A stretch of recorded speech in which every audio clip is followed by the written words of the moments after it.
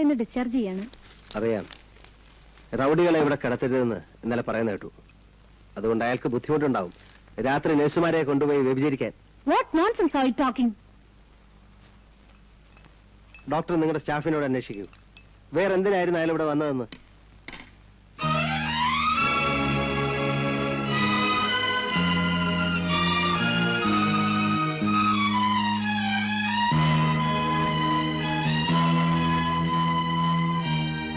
മറിയക്കുട്ടി, മഹേഷിന്റെ കൂടെ നീ രാത്രി പുറത്തു പോയിരുന്നോ? ഡോക്ടർ, അദ്ദേഹം നിർബന്ധിക്കുമ്പോ അനുസരിക്കല്ലാതെ വേറെ എന്ത് ചെയ്യും ഡോക്ടർ? ഈ ജോലി പോയാൽ ഒരു കുടുംബം പട്ടിണിയാകും.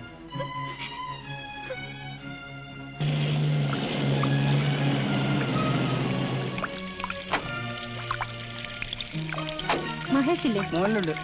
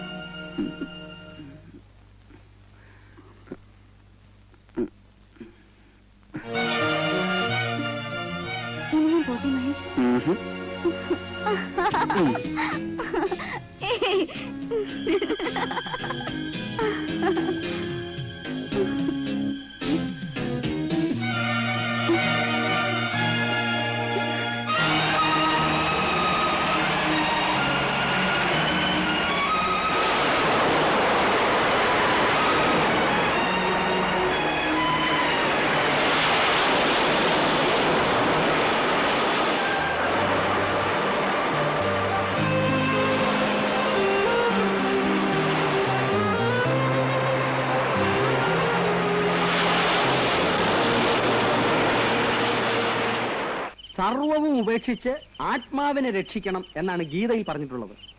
ജോലി ഉപേക്ഷിച്ചും മകന്റെ ജീവൻ രക്ഷിക്കണം എന്നാണ് എന്റെ പക്ഷം. അമ്മയ്ക്ക് മനസ്സിലായോ?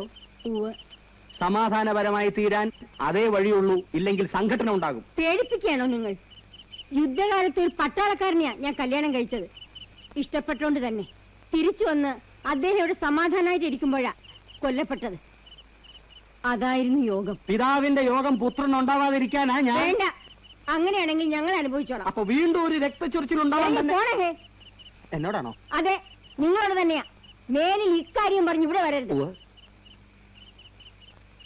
ഇങ്ങോട്ട് പുറപ്പെട്ടപ്പോഴേ അച്ഛൻ പറഞ്ഞതാ ഇവനെ കാണണ്ടാണ്. അറിയാത്ത പിള്ള ചൊറിയുമ്പോഴറിയും.